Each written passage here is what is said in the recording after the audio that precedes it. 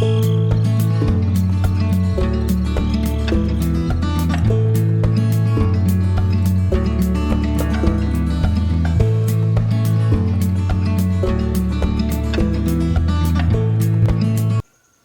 morning, everybody. This is Troy from the Do-It-Yourself world. Yesterday was a road trip, and I went and traded a live edge elm slab for what I call the mother of all woodshop tools. This has been a dream of mine for many years to get one of these, and they're usually quite high priced and way out of my range. But this one needed some loving, a lot of loving. Let me show you what I got. Some of you will recognize it immediately.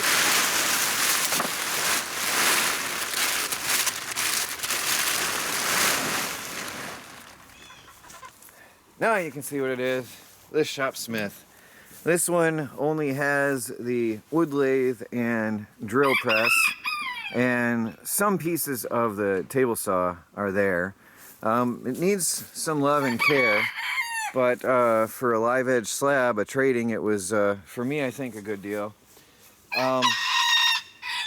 Last night, just messing around here and there before dinner, let me grab my gloves.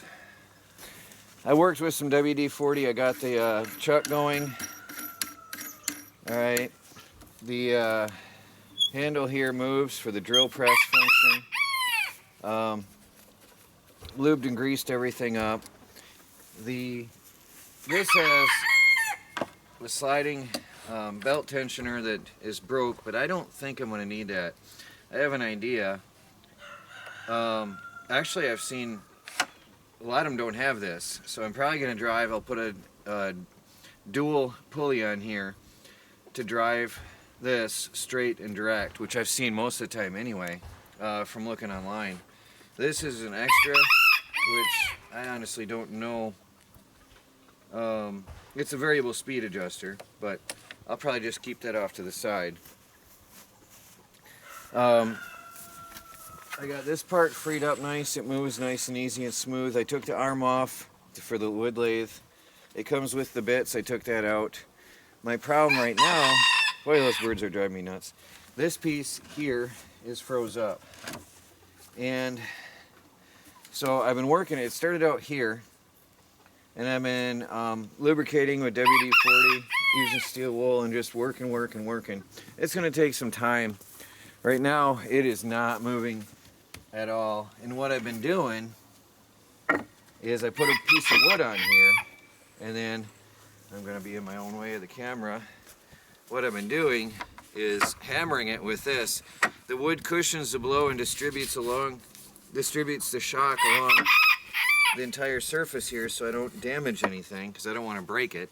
And I've been smacking it and moving it, and that's how I've got it to here. But you can see it's not moving how it should, and it's going to take some time and a lot more work to get this done. But when it is, I've got essentially my favorite tool in the wood shop, a wood lathe. I've had one with no motor and no workbench and table, and that came with it. So this is going to be really cool for my shop.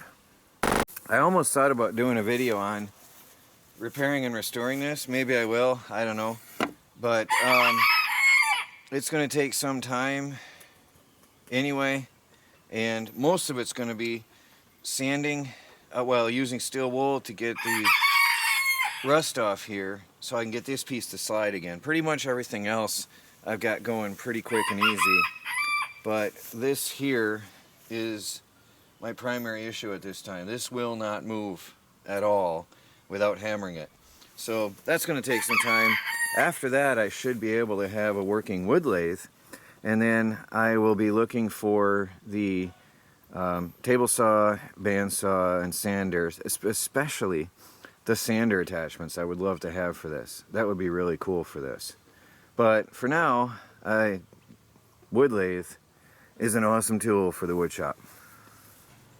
One of the great things, in my opinion, about this machine here is, for a small shop like mine, I have a 14 by 20 workshop. Anytime I want to use a tool, I have to work my way in, get the tool, bring it out to the front or outside, work on it, work it back inside, get another tool, work it on out. It's really annoying in a tight quarters like that, a tight area.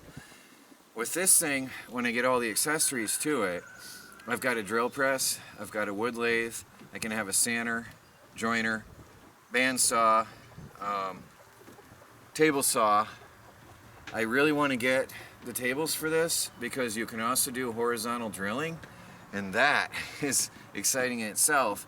I have not ever had a drill press that had a table that went along the, well, if you're vertical, that went along the back, the bars of your drill press. I've never had something where I could clamp my work down in a vertical manner, or in this case horizontal. But the awesome thing is, imagine being able to drill a long hole. I could put a long drill bit in here. I can slam this all the way down, put a long drill bit in, secure my work to the table, and have a perfectly precise long hole in my work. That is something I haven't been able to do very well ever to date.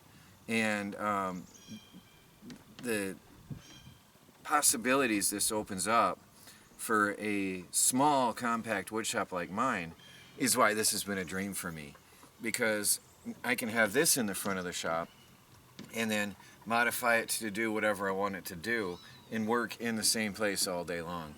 So I hope to be able to find all the accessories. Surprisingly, they still make these and still sell the parts, and according to their website, they're all compatible. So you can upgrade from one to the next model by buying the parts from them. And of course the parts are available online secondhand. So I'll probably end up getting a different motor because this thing is mega antique and I'm sure it's not very efficient. 6/3. I don't know what's amp 6/3. I don't know why there's two numbers on here, but I'm sure this is not very efficient. This thing here is quite an antique. It's got oiler ports for the bearings, which in itself actually is a bonus, for most motors today are just disposable.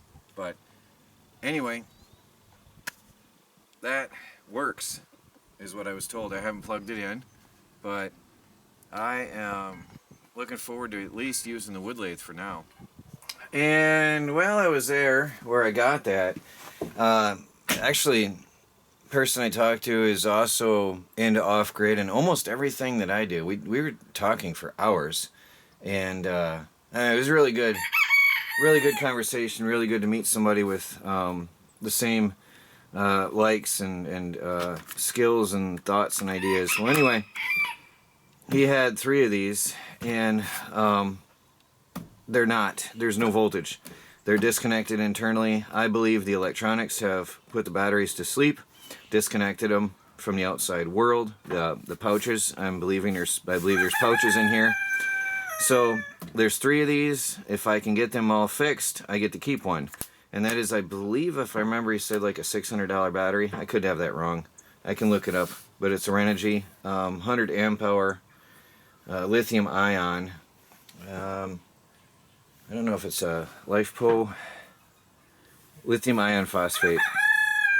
Yeah, so anyway, that's going to be a fun video in itself. I will be tearing them down, opening them up, see what exactly is going on inside, and find the easiest way to bring them back into service.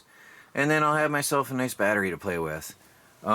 They're heavy, but nowhere near the weight of an equivalent lead acid battery. So that'll help me with my gold prospecting and running around, and for a mobile power bank if I can get them working. So that'll be a really cool and fun video coming up here soon too. So today I just wanted to share with you basically what I did yesterday, and a little distraction from the battery experiments and works. Some people are going to get tired of seeing nothing but battery experiments, although that is very exciting if I get it to work the way I want it to. That is going to be really, really exciting for anybody. Off-grid homesteading, survival, preparedness, camping, hiking. I have plans for this, which is going to be really, really big. If I can get it to work right. So that is, I think, for most people going to be very exciting as that proceeds. But I'll be breaking it up from time to time with some different types of videos and tell you what else I do with my day sometimes. I'm going to plug away at this throughout the day. Hopefully I can clean that up and get that to move, I hope, and add it to my workshop. Meanwhile, I'm going to get back upstairs, get those battery tests running, and keep them going. So, I'll talk to you guys later.